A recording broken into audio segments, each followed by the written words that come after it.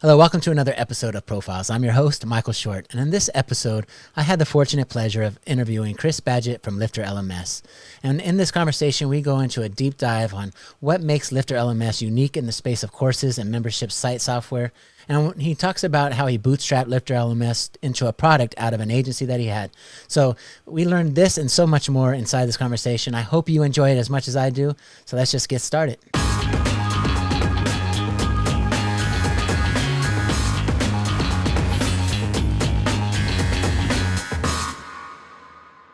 All right. So welcome, Chris. Thanks for coming on this show. I'm just glad to have you. I'm super excited about just having this conversation with you because I know we've talked before. I've been on your show, your podcast, and just excited to hear more about you and get to learn about you more. So please introduce yourself to the audience and let us know a little bit more about you. Awesome. Well, thanks for having me, Michael.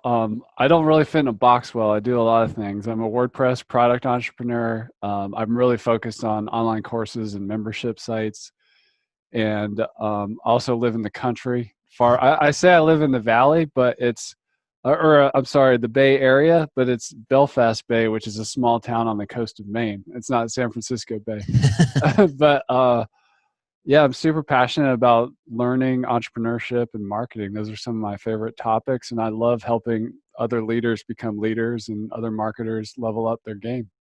Yeah, awesome. How did you get passionate about it? Like what got you started in the whole learning environment, LMS? It's a long story, but I'm a course creator myself. I've always had to figure things out on my own. Like I didn't take a traditional career path. I spent 10 years in Alaska. I used to run sled dogs up there. I had to manage a team of 30 people and a couple hundred dogs, and I had no training in management. So I've constantly been reinventing myself and learning new skills on my own. And I often reached out to adult learning resources like just regular books, online courses back in the day. And I'm just a lifelong learner. So I fell in love with all that. I love online business. So I started a small side project I do in the organic gardening and permaculture space, which is a niche in the gardening niche. And that's where I built my first WordPress LMS website and passive income business. And then it's just evolved over time, building a WordPress agency, focusing on courses and membership sites, which later evolved into a WordPress product company called LifterLMS. That was 5.5 years ago that we launched the LifterLMS to the world, which is a plugin-based solution to build an online course or a training-based membership site. What made you think to start that plugin at the time? Was there? Well, we were already focused on clients. So I started out, I sold my first website for $300. And within 3 years, I was selling $30,000 and $50,000 websites focused on the online course and the membership site niche. And I grew my agency up to 17 people. That included me merging my agency with another agency, which was Thomas, my business partner. We operated under the name Codebox. That's technically the name of my company. LifterLMS is a product we have under that brand. But we were doing high-end membership sites, lots of custom code, building everything from scratch. And our first, we could see the product potential with these clients. And it's really scary to think about, but our first beta testers were some big like membership sites out there who were using version 1 of our product. And then we, kind of rolled the product out of that agency work. Oh, nice. Very cool. And so how did you first get your customers at that point? So you had the agency clients and then you built out the plugin. And then how did you start marketing that plugin and getting it beyond just the clients that you had? So when we combine our two companies together, all in all, we probably had about 40 to 50 clients between us. So there's the beginning of our email list. Nice. And then really we just did a pre-sale product launch, literally starting with no email list. Even though we're WordPress people, we actually started our company with our LifterLMS as a lead page, using lead pages, even though we could build our own. And I said, we agreed as a team, like if we didn't get 100 sales on our launch, we were going to shut the project down. We got 42 sales, and I'm kind of stubborn, so we didn't shut it down. We kept going. But I mean, really, I call it some people call it hand-to-hand combat. Some people call it toothing and clawing for your first customers. I did everything. I did outbound emails Oh wow. to people who I thought. I found, instructors on Udemy who I thought might like to own their own platform, that I just tracked them down. We did, you know, just networking, reaching out to media outlets for just to get coverage. We interviewed or not interviewed, but reached out to the influencers in the WordPress space to see, just let them know we're on the radar and stuff like that. So it was a lot of just like hustle. And Yeah. then, our first year, we closed the cart. We got those 42 customers. We closed the cart for 2 or 3 months. We stayed with those early adopters, and then we opened it up again and just start building that snowball. And and that was, it's been a long journey. So there's been lots of things. Like, growth was never like this perfect hockey stick. It was always these steps on the hockey stick where, like, all right, what got us here is not going to get us there. We need to try something else, and then we move up a level. It's never like this perfect like thing. Yeah, that's incredible. That it does take a lot of work, as I make plugins too, and you think you create a great product and that people will just come and they'll find it, and it doesn't always work out that way. Even if you have like a Facebook group with a lot of people. Now I see that you're very active, like with your Facebook group. You're doing a lot of stuff. You have that mastermind calls every week, it seems like. Yeah. Uh, Tell me a little bit about that and your strategy there. Well, let me back up and say there's an Yeah. overarching framework that I use for any kinds of sales and marketing. There's only three kinds. There's inbound, outbound, and relationships. Inbound being content marketing, outbound being that stuff I was talking about where you're prospecting, you're reaching out to people and seeing if there might be a fit. And then relationships, like, it's a very conscious decision that I met you at Chris Limba's event called Cabo Press. I decided to go there to invest in relationships. Facebook and social media I see as a relationship play. So when I first launched LifterLMS, I remember our Facebook group was just dead, dead, dead. I would post content there, and it was really only after 400 members that it really took on a life of its own. Now we're pushing close to, I think, 7,000 members. But I'm really one of these guys who has a frontline obsession. I am a course creator, so I am kind of scratching my own itch. I've had clients in the space, but have a frontline obsession and want to be right there with my customers, whether they're a prospect, paying me a little bit, paying me a lot. There's different types of access people get, but I believe in optimizing for conversations, not conversions. Conversions follow clarity of conversation, and the only way to do that is to actually talk to people and get out of the building, talk to your customers, do one-on-one calls. There's all kinds of stuff that happens there, but the Facebook group as a strategy, I call it 5 years to overnight success with my Facebook group. It was really dead up to 400 people. And I actually had one of my customers challenge me and tell me my Facebook group was just kind of dead or whatever. So I just took that just lit a fire under me. And I've literally been in there every day for 5 years, adding value, answering questions. I try to help out in other Facebook groups, and also really support the people that also help others in there. I do things like send them LifterLMS swag, just send them private messaging, thanking them for helping out. There's all kinds of stuff I do, but building a community is not an event. It's a process, and it's a strategy that takes time. Yeah, no, it does take a lot of time, actually, as I well know as well. So, Yeah. so tell me a little bit about like your customers now and the challenges that you think, like the biggest mistakes that they're maybe making in the whole LMS space. I mean, it seems like there's a lot of things that people can do wrong. When they get set up, they just think they build it and people will come. So tell us a little bit about the experiences that you have there. The biggest mistake is doing things out of order, right? So if people build an audience or a community first, then figure out what the problems are, and then build a training strategy and content, and then go shopping for software. If I could wave a magic wand, that's what I'd like people to do. But what a lot of people do is they say, I'm an expert, or I have this experience or these skills. I'm going to create a course. And then they buy the software, and then they go figure out the tech and build the stuff. And then they go try to find somebody to sell it to. it can still work, but the odds of success are a lot lower. So that's one big mistake. The other big mistake is doing it alone. Now many of us are entrepreneurs with limited resources, which I totally get, financial and time and otherwise, and sometimes you just have to hustle. But I talk about this issue with course creators. They're particularly busy people. They have to be 5 people at once. They have to be an expert. They have to be a teacher. They have to be a community builder.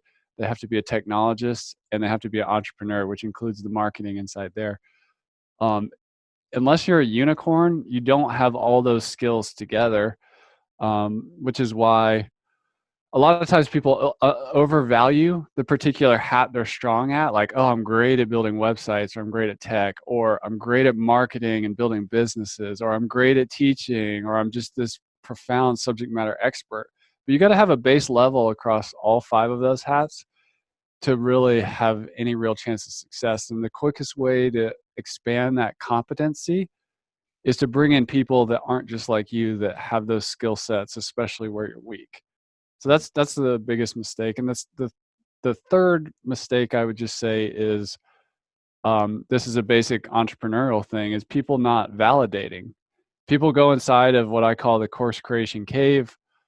And sometimes they stay in there for years. I see it, but they haven't even like validated their idea or built an audience, make sure they understand the pain points, and kind of open up a feedback loop to, really understand the voice and the pain and the promise of the potential customer. Yeah, you know what? It sounds like a lot of what we do are parallel because, they're creating platforms that are going to serve a specific audience, a specific niche. So WAS is very similar, I think, to the LMS issues and struggles. We get that same exact thing that you just described. People just, they go into that cave and they just don't get the information they need. And a lot of times too, people don't take full action. They get this great idea or think they have a great idea and they just don't pull the trigger, right? And they kind of get stuck in analysis paralysis. And as a course creator myself, I realized like there's a lot of work. I actually did not realize how much work is involved in creating a course before I started creating my course. Like just to do the videos and then to edit them and then to get them onto a platform like Vimeo or wherever you're going to host it, Wistia. It's a lot of work. And so I am thankful for people like you that have resources that give the training and the stuff to help us get to that next level. So tell me like a little bit about like what do you think maybe some of, I guess I'm trying to think of how to articulate this. What do you do to help them get across that point, to get out of that cave? I mean, I see you're doing your master calls, and that seems to be helpful. What else do you kind of do to get them out of there? Yeah, I love this. I love this question. This is probably the question where I can add the most value to somebody who's, interested in leveling up as a marketer or as a product person looking to find success. We used to live in a product-centric world where we had this product and then we kind of push it out on people. What I do is I put the customer or my avatar, my whatever ideal customer profile, whatever you want to say it, and I put that person in the center of my universe, not my product. And then I surround that customer with things that can support them on their journey, that can remove friction. The most important thing that we do is we try to remove friction. If I see friction, we focus on it. And then I help people get over that. So how do we do that? We do that with software. And we're always trying to improve our software and make it better. That's the obvious one. Right. But I also started a podcast. The reason I started a podcast was I wanted to help people and interview experts outside of just, implementing a WordPress LMS website. I wanted to help people level up on marketing. I wanted to help people level up on instructional design. I wanted to help people level up on all the psychological issues that course creators face, where they sabotage the project and they get stuck in these loops and stuff. Mm-hmm. So I created a media platform to help people get access to information, ideas, and people that could help them in a holistic manner, not just with what my product does. I created masterminds. I created for my top customers that we meet every week. There's been people who come in there that have started businesses together, that have come almost every week for the 3 years that that's been in existence. We've got our Facebook community so that people can help each other, connect with each other. We have our own courses, free and paid, that can help. I do usually 2 webinars a month for people that like to learn in that way, both about my product and with other industry experts that can help them in some way. So that's, and then I, as myself, I also focus on, I'm always trying to become a better version of myself who can better help that customer. I still have my life and my own interests and my family and everything, but I also work to level up, to not be the guru, but to be a better guide for my ideal customer and help connect them with the people, ideas, places, and things that can help them. Yeah, no, that's awesome. Just before the call, actually, you're mentioning that you are a constant learner. I think you even actually mentioned in the beginning of the call where you're involved with other training, and that's pretty awesome. It's one of those things that you have to always be looking to learn. I mean, I know I'm a constant learner and student too. Are there like books and stuff that you also read on a regular basis? Do you find yourself, you have enough time to do that? Sounds like you're a pretty busy guy. Yeah, I do. It's actually the first thing I do in the morning every single Oh, day.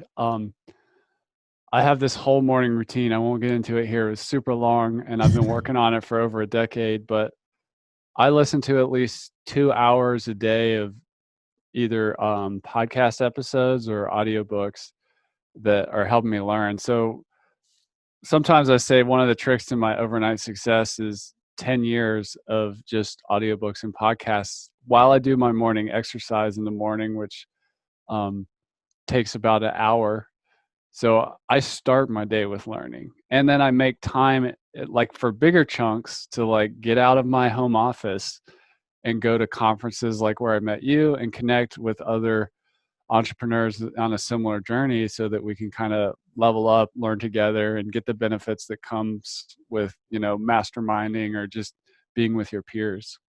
yeah. Speaking of conferences, I mean, it sounds like you have pretty much all of the angles kind of hit except for live events. Is that something that you consider doing for Lifter LMS at some point?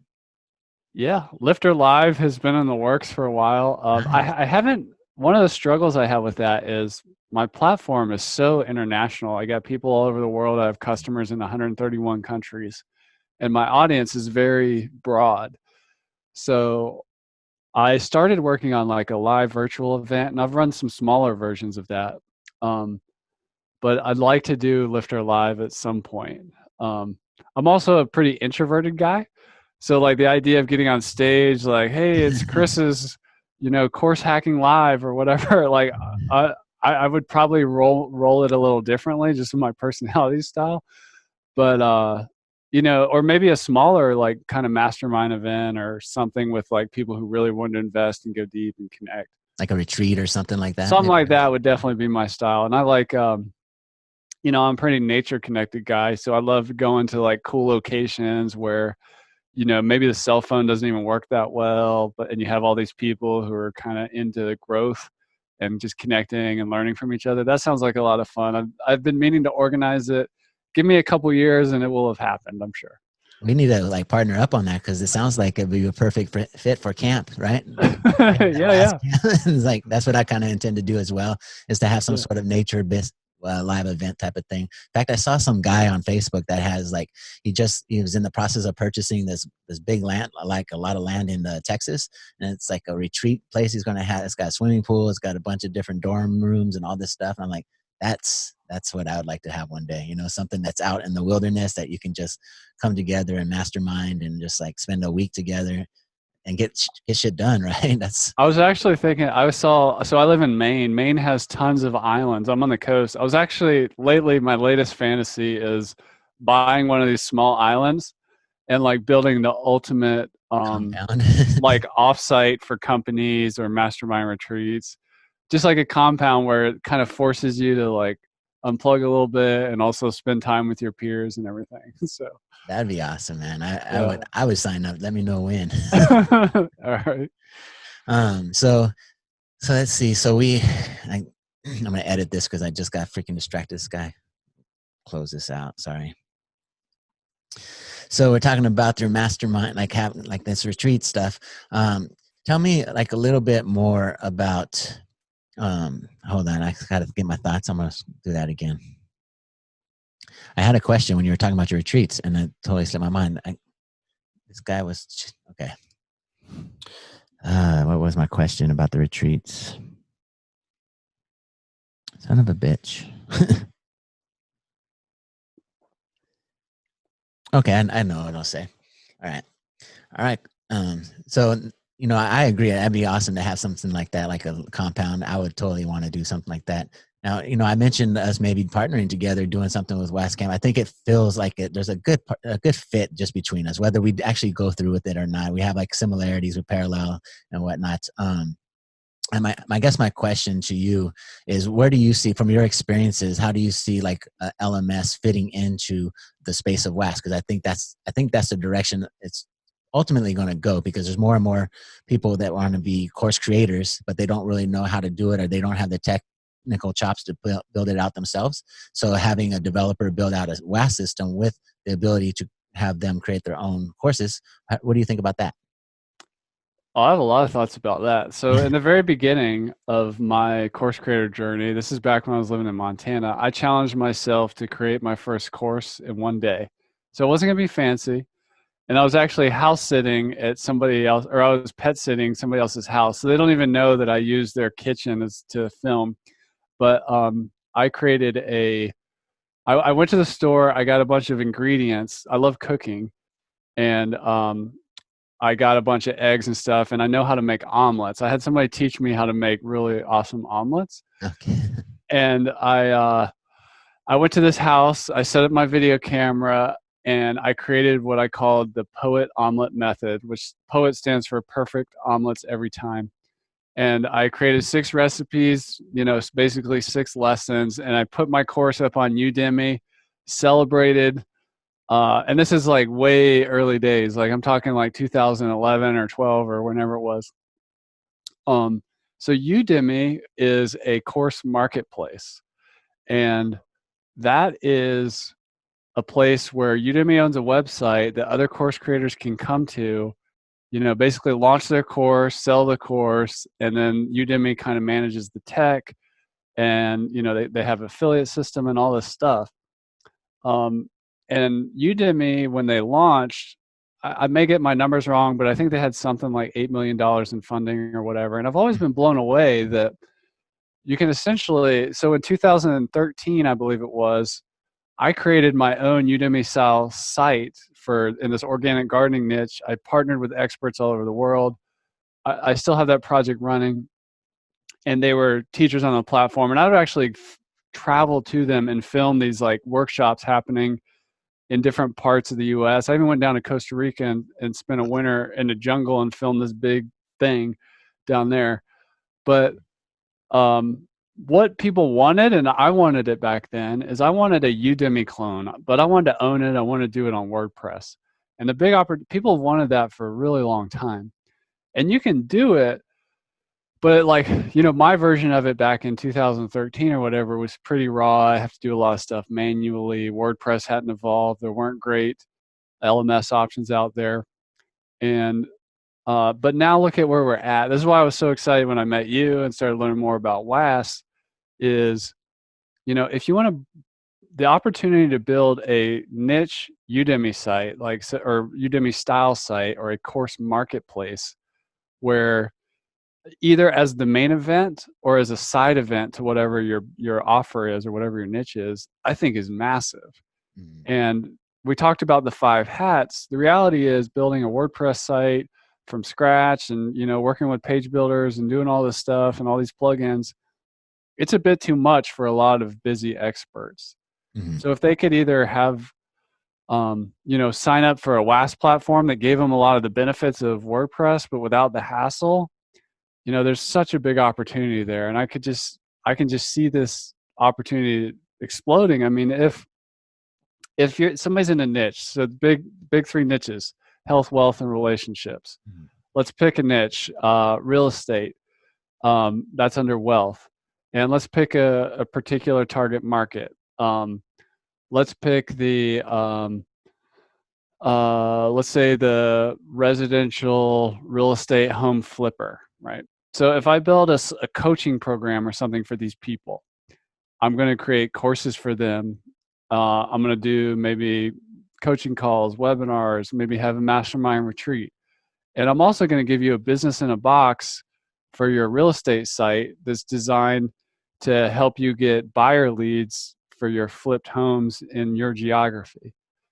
I mean, that's what I'm talking about. That's an integrated solution. This is where we put the customer at the center, like in this case, residential real estate house flippers or whatever. And we surround that customer with all kinds of resources, whether that's a done for you website, they just kind of plug in their content, courses that they can give to their people, e-commerce store if they got other stuff to sell, lead generation system. That's the beauty of WAS, and I'm so excited for the future of WAS and where it's going. Yeah, me too. I mean, I definitely see the two being like partnering together, like the two concepts.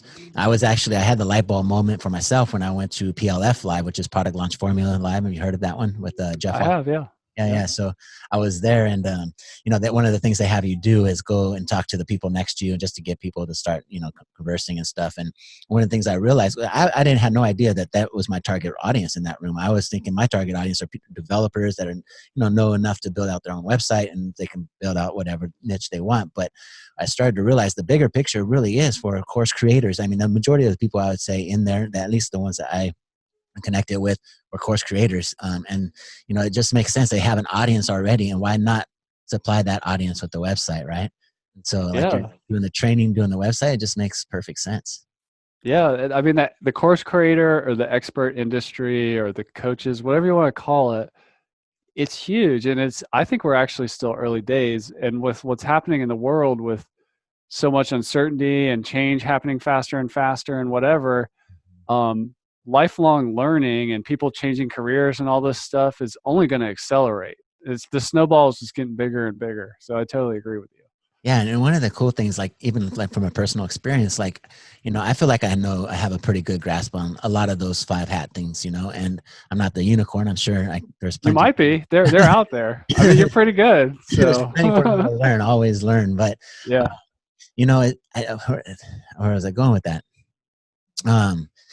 But one of the things that actually speaks, like whenever I see, like, for example, you just put on a webinar yesterday, and whenever I see those sort of things, and there's like new, like specific niches or ways to think about something a little bit differently, I always am a sucker for that kind of stuff. Like I always want to just jump in and just throw my money at it, because even though I feel like I probably know a lot of the topic in that, it's specifically created in a way that's going to solve a specific problem that I might have, or potentially have some golden nugget that I may not have thought about. So I think that's, people, I think, are challenged with the idea that, well, there's already so many people that are already in that niche, right? There are already people that are creating courses in that niche. What do I have to bring to that that's different? Or, what can I add to this? And I think that just a slightly different perspective makes a big difference. That's what I teach people inside of WAS Camp. Like, don't be discouraged by, that you're going to have competition by Wix and Squarespace, or even if there's niche down people, right? Like,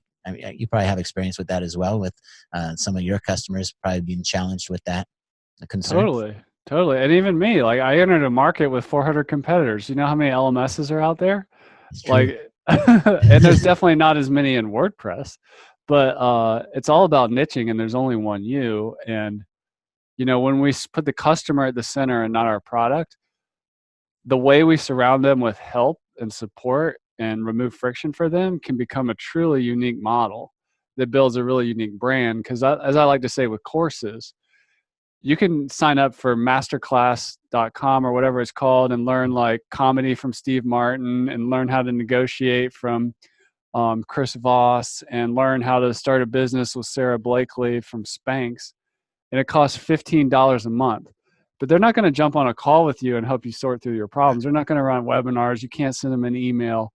Like, that fidelity or that access is super valuable too. So if you take those two angles of access and like your unique method of like support, it's pretty easy to differentiate.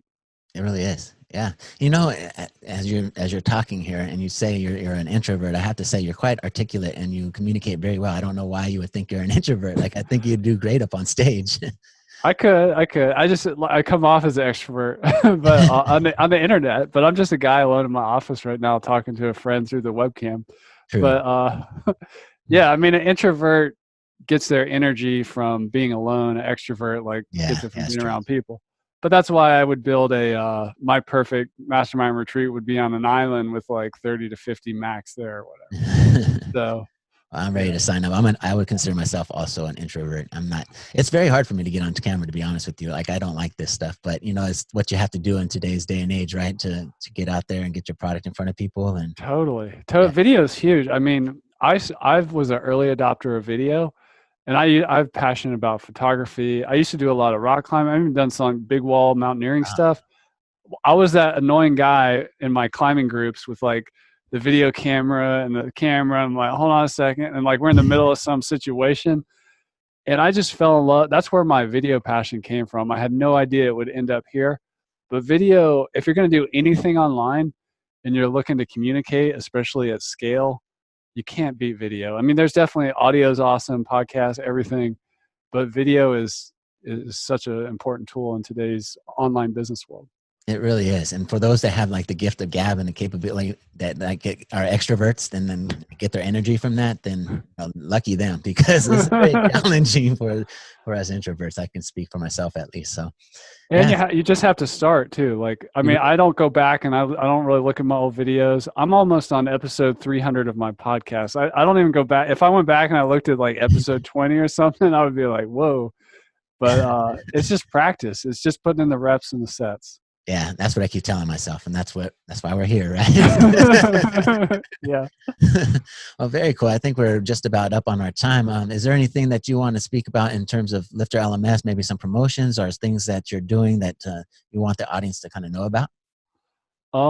Well, as of this recording, we're getting ready to roll out our groups add-on, which is going to allow course creators to see. One of the ways I want to remove friction for a course creator is fastest path to revenue and expansion revenue. And the way I do that is I help them with this particular add-on take training and sell it into a company or a group or an organization, bulk seats, bigger deals. So I'm really excited about the release of that. Just check out LifterLMS.com. And also there's technology. Like I said, there's about 400 LMSs out there. I just recently put together something called the Wordpress LMS Buyer's Guide, the 2020 Wordpress LMS Buyer's Guide. Awesome. You can find where to get that on the homepage of LifterLMS.com. And what that's going to do is it's going to help you ask the critical questions when you're trying to select software, whether it's Lifter or not, to make sure once you know these questions, it gets a lot easier to choose software. Because I see a lot of people who get really in the weeds of like research or just not sure, option overwhelm, in WordPress and SaaS. There's just so many tools out there. But if you're going to build a course or a training-based membership site, check out our WordPress LMS Buyer's Guide. Awesome. I'm going to actually check it out. And just for everyone to know, because you know this, I made the mistake of going with a different LMS, and I'm super excited to get transferred over to Lifter. So, it is important to make sure you pick the right one, because I do not look forward to moving things over. There's quite a bit of content, and that's not fun. So make sure you pick the right one. I would recommend Lifter LMS personally, but check it out. Check out LifterLMS.com and check out the Buyer's Guide. Thank you for coming on the show. I truly appreciate your time and coming on and spending it with me. Well, thanks for having me, Michael. And then we'll have to start planning our mastermind retreat at some point. We really should, and I can't wait. Cool deal. All right. I'll talk to you soon. Thanks for coming on. You bet.